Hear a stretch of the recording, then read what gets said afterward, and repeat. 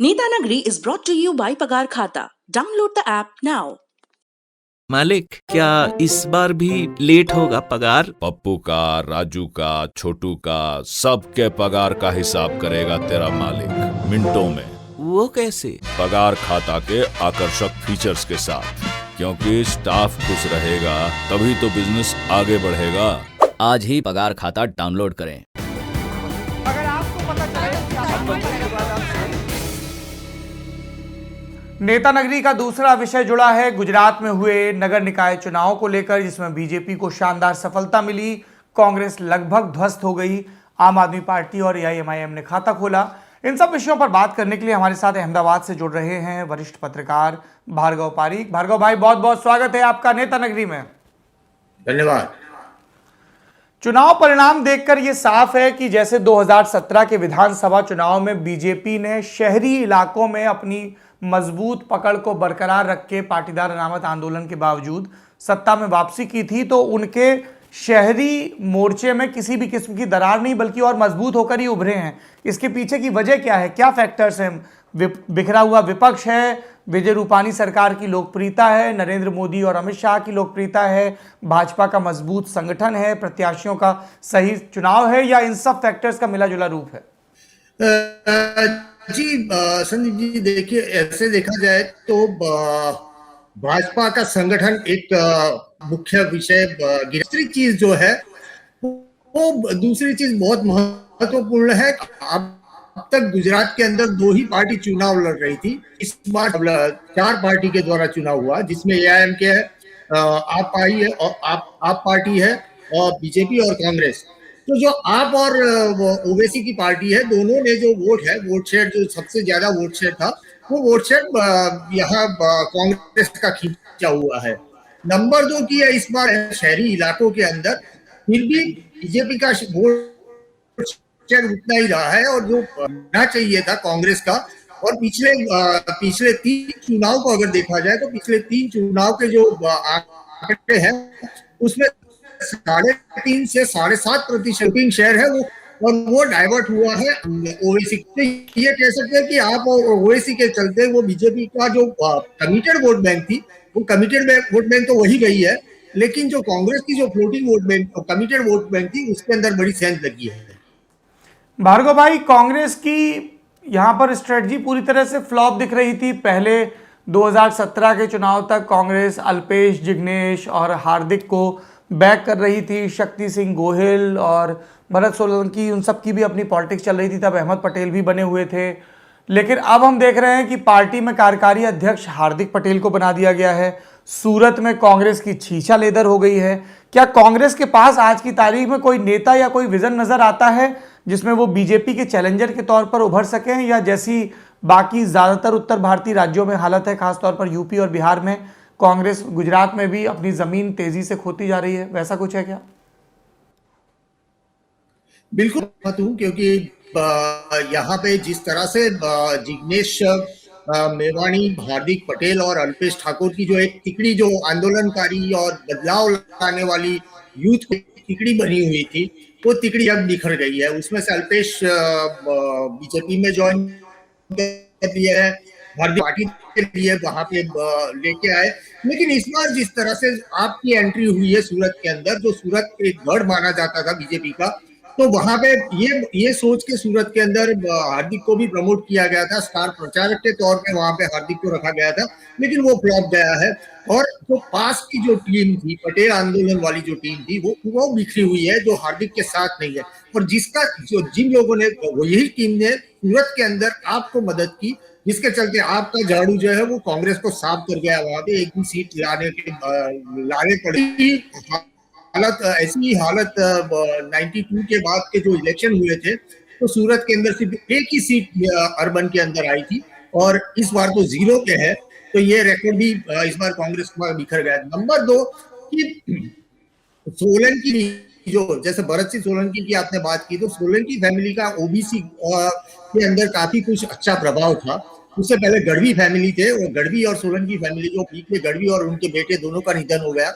अब सोलंकी फैमिली का एक ओबीसी के अंदर प्रभुत्व रहा था, लेकिन अभी लीडरशिप की बहुत बड़ी कमी जो है वो गुजरात के अंदर है। धरातल पे कोई ऐसा लीडर नहीं है जिसको एक चेहरा बना के सामने खड़ा किया जाए कि इसके नाम पे वोट दिया जाए। यही चीज गुजरात के अंदर पिछले 2017 से अगर 2020 तक का अपन रिकॉर्ड देखें, 3 साल के अंदर ज्यादातर एमएलए जो है वो बीजेपी जो उनके ऊपर खरीद फरोख्त के आरोप लगे हैं। तो एक वोटर में एक बड़ी उदासीनता कांग्रेस के प्रति रही है कि अगर मेरा वोट अगर हूं तो आने वाले दिनों के अंदर मेरा वोट करा जाए। उदासीनता भी देखी गई है और अर्बन वोटिंग के अंदर ये देखा गया है और अर्बन वोटिंग पिछले 3 इलेक्शन के मुकाबले काफी कम हुआ है।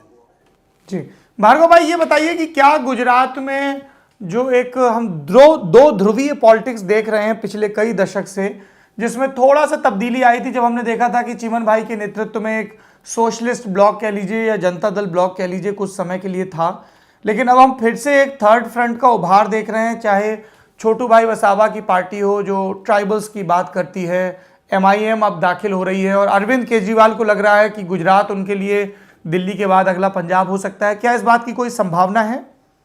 देखिए, संभावना काफी कुछ बन सकती है क्योंकि चिमन भाई पटेल ने जिस तरह से पटेल वोट बैंक को अपने साथ करके 17 ईयर्स के बाद 17 साल उन्होंने कोशिश की और उसके बाद थर्ड फ्रंट के तौर पे वो जनता दल के साथ गए। उस समय पे वीपी सिंह वाला एक फैक्टर बहुत ही अलग फैक्टर था वीपी सिंह का, तो उनके साथ जुड़ने के बाद उनको काफी कुछ। नंबर 2 ये जैसे आप कह रहे हैं तो वो ओवैसी के पार्टी और बीटीपी जो छोटू वसावा की पार्टी है, दोनों ने अगर हाथ मिला दिए तो गुजरात के पॉलिटिक्स के अंदर एक नया, क्योंकि जो है उसी दलित और लघुमती मुस्लिम इन 3 वोटों को अगर कैलकुलेशन किया जाए तो सभी सीट पे असर कर सकता है। मैं आपको बताऊं कि 182 सीट में से 132 सीट्स ऐसी है जहां पे 30% वोट 3 से लगा के 30% तक के वोट इन 3 कम्युनिटी के कॉम्बिनेशन से बनते हैं। तो ये अगर हम पूरा ये प्रयोग, अगर पहले ये माना जाता था कि बीजेपी गुजरात के अंदर अपर सेगमेंट की अपर क्लास की पार्टी है, तो उसको नरेंद्र मोदी ने ये किया था। अहमदाबाद जैसे बड़े सिटी के अंदर एक ओबीसी ठाकुर कम्युनिटी का एक बंदा था जिसको मेयर बनाया गया और एक मैसेज दिया गया और वो हम आम लोगों की पार्टी है वो मैसेज देने की पूरी कोशिश की गई। 1987 से ये बीजेपी ने कोशिश की थी, लेकिन उसके बाद ये उसमें नाकामयाब रहे। तो 2007 के इलेक्शन के अंदर उन्होंने देखा कि ओबीसी का वोट शेयर जो है वो कुछ कांग्रेस की तरफ दिख रहा था, तो उसकी की गई और ये कोशिश इस तरह से की गई। लेकिन जिस तरह से अभी ये कॉम्बिनेशन बन रहे हैं तो एक गुजरात की राजनीति में थर्ड फ्रंट नहीं हुआ है, लेकिन ये इस बार अगर ये कॉम्बिनेशन बनता है आदिवासी मुस्लिम और दलित का, तो मैं ये मानता हूं कि आने वाले दिनों के अंदर एक नया आयाम गुजरात की राजनीति में खड़ा हो जाएगा। सर, एक सवाल हम बीजेपी के प्रोस्पेक्ट्स पर भी पूछना चाहते हैं। अभी नरेंद्र मोदी कुछ वक्त दिल्ली में और रहेंगे, तो उनके एक तरह से खड़ाऊ रख के वहाँ राज चल रहा है। तो अभी के जो रिजल्ट्स हैं ये एक फ्रैक्चर्ड ऑपोजिशन के नतीजे में इस तरह से बीजेपी ये स्कोर लेके आई है, या एक ये मजबूत पार्टी के ऑर्गेनाइजेशन के एक तरह से रिकवर होने की का सबूत दे रही है? क्योंकि आपने जैसे पिछले इलेक्शंस पे देखा था बड़े मुश्किल से बीजेपी जीत पाई थी और फिर उनको एक तरह से मैन्युफैक्चर करना पड़ा था मैंडेट। तब कहा गया कि आपकी पार्टी की हालत बहुत अच्छी नहीं है गुजरात में। क्या वो दौर पीछे छूट गया है इन नतीजों से? क्या वो कहा जा सकता है?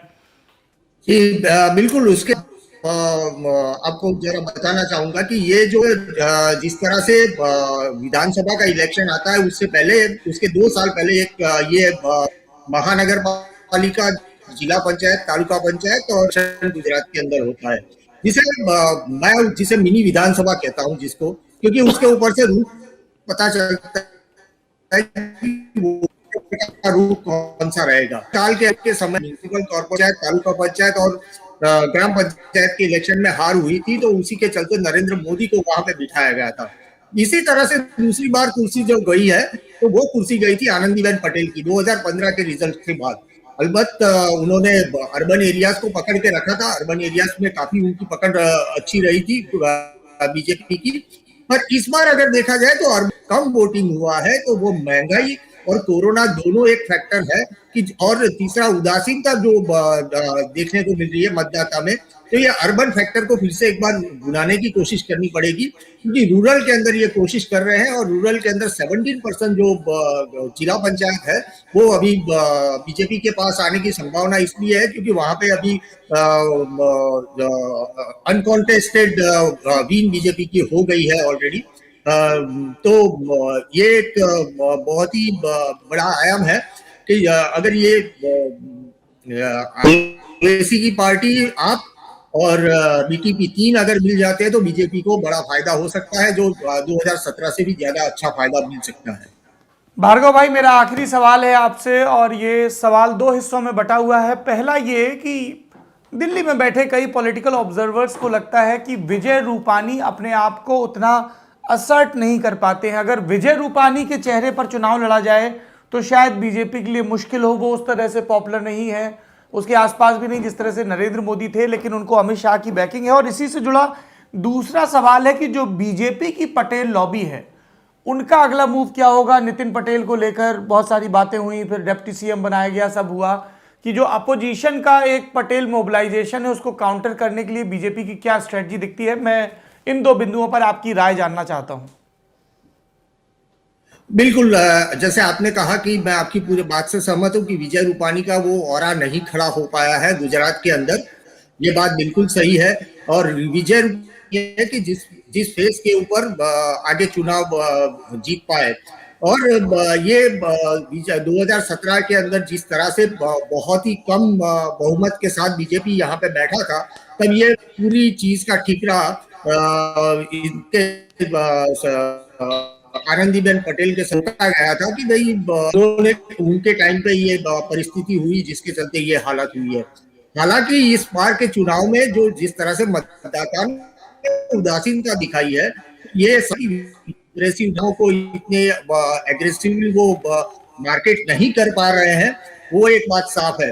रही दूसरी बात, जिस तरह से पटेल की आपने बात की, तो पटेल फैक्टर जो है वो पहले से पटेल फैक्टर वो कमिटेड, बीजेपी का कमिटेड वोट कर रहा है और उसी को तोड़ने की कोशिश वो हार्दिक को यहाँ लाने की गई। अब आप देखिए कि ओबीसी फैक्टर को बचाने के लिए 2017 के चुनाव के बाद ओबीसी फैक्टर को बचाने के लिए यहाँ जो सबसे बड़े ओबीसी के नेता है कोली समाज के नेता को उन्होंने बीजेपी ने अपने साथ ले लिया।